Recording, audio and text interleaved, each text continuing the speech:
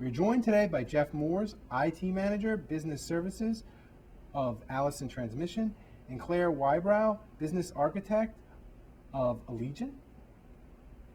And we're going to discuss how they use the APQC process classification framework to help business launch an enterprise-wide transformation to unify and curate all official business processes and policies. That's a lot to take in.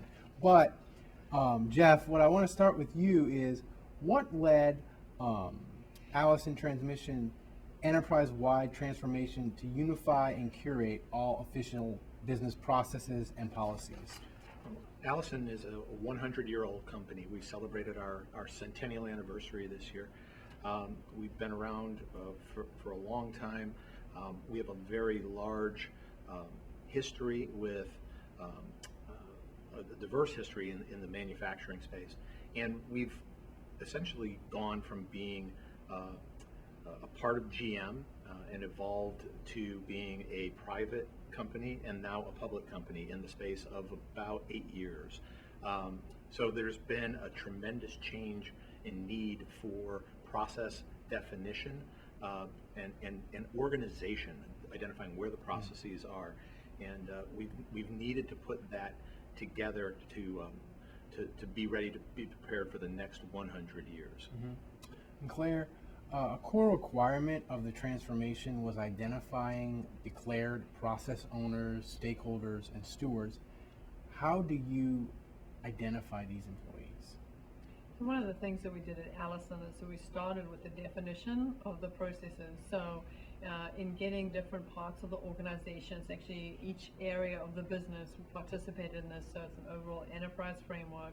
And so we worked with the different management and executive and staff levels within each part of the organization just to define what were the processes that they do. So in starting with the process definition and getting everybody into agreement with, yes, we do this, no, we actually don't do that, this one's owned by another part of the org, and getting that kind of collaborative environment and agreement across everybody with definitions of what those things meant, actually meant the next step that we went about, which was saying, okay, so now you know what you do, it's defined, who owns that?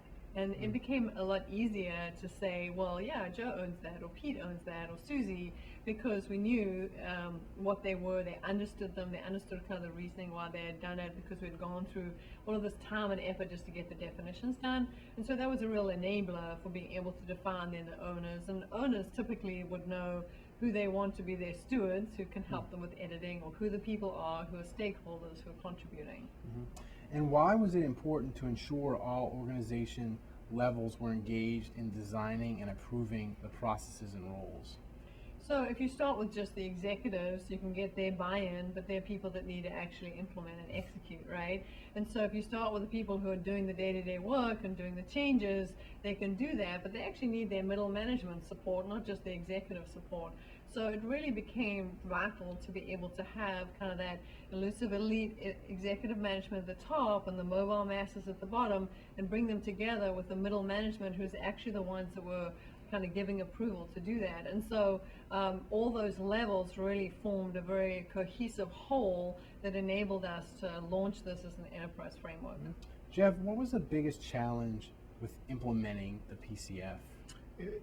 Because we're a lean organization and we run very efficiently, it's actually access to people's time. It became something where we had to work into their schedule, and we knew we couldn't just break people out of the business to go take on this challenge.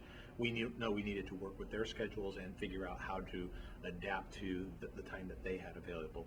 They saw the value in it. It was just a matter of going on the journey with them to get there and ultimately get to the result. And going forward, what's the next goal in improving its Allison Transmissions processes, and what role does the PCF have to play in that goal? Well, our next goals are really to move forward. Part of what we do from an IT perspective is that we require that the process definitions be in our Process Central tool before we take on a technology project. We think that can really drive process maturity because we're constantly looking at that. We use some of the push of technology to take us on that journey. So I think that's probably the major thing. And we have to, the other things that we have to do is just make sure that tool remains easy to use, right? So access that we've built out with Process Central and the PCF, making sure that we're able to get to the information we need to get to, that it's easy, and making sure that the new workforce that joins us continues to adopt that as the standard for what we do. Guys, thanks for joining us today. Thank you.